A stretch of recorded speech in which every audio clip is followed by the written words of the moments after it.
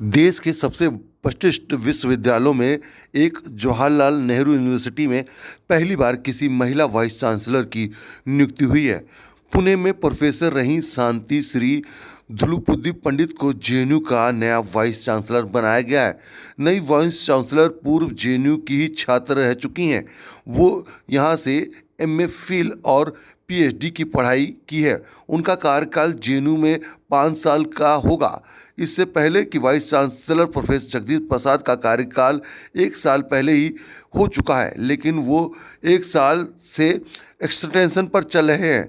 अब यूजीसी का चेयरमैन बनाया गया उनको। साथ ही जेएनयू के वाइस चांसलर बनने की रेस में कई नाम चल रहे थे, जिसमें बाजी मारी है प्रोफेसर शांति श्री पंडित ने, जिनका नाम पे मोहर लगाई गई।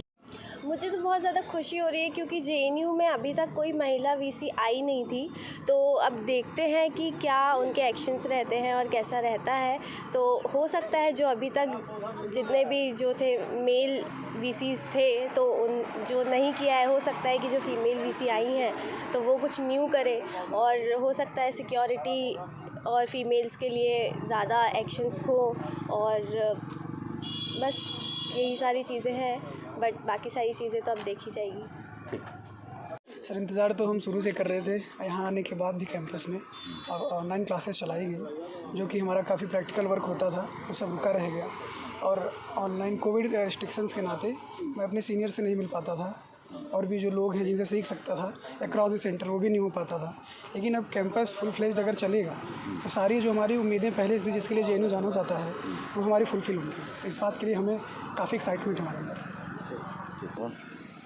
नमस्कार, मैं Rohit Kumar, ABVP JNU unit के सेक्रेटरी। कितना इंतज़ार था आप लोगों का? इंतज़ार तो पूरे जेएनयू छात्र समुदाय को था, और जेएनयू में आप सभी को पता है कि पिछले 4 साल से जेएनयू एक तरीके से 2 साल लेफ्ट ने हाईजैक किया और 2 साल कोरोना ने हाईजैक किया, जो कि चाइनीज़ कम्युनिस्ट पार्टी द्वारा पूरी तरीके से मैन्युफैक्चर्ड वायरस था।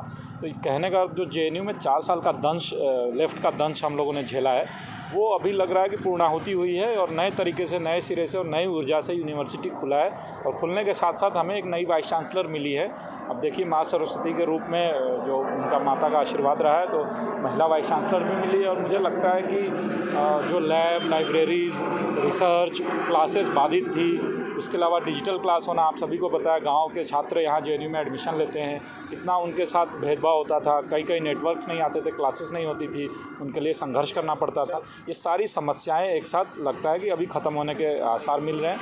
और जेएनयू के छात्रों में एक विशेष हर्षोल्लास है, ताकि वो जो क्लास के अलावा जो सेमिनार, वेबिनार और बाकी चीज़ें होती थी, जिसमें नेटवर्किंग होता था, जिसमें अन्य एक्सपर्ट से सीखने को मिलता था, वो फिर से रिज्यूम हो जाएगा और जेएनयू फिर से जो है वर्ल्ड क्लास में अपना एक स्टेचर स्थापित कर पाएगा। It's a very good decision, और as a student, as a girl student, I feel really good because उस पोजीशन पे अगर एक महिला हो, एक लेडी हो, तो जब तक कहते हैं ना कि जब तक आप उस जगह पे बिठा कर ना देखो, तो ये बहुत ज़्यादा इम्पॉर्टेंट था। इतने सालों तक जेएनयू में एक भी फीमेल वीसी नहीं थी, तो इट्स वेरी गुड डिसीजन। क्या अपेक्षाएं, चूँकि महिला हैं तो आप उनसे क्या अपेक्षाएं? अपेक्षाएँ एज ए नॉर्मल वीसी वो अपना टेन्योर और अपना टर्म अच्छे से निभाएं, and they she should be very very sensitive toward the students as a whole.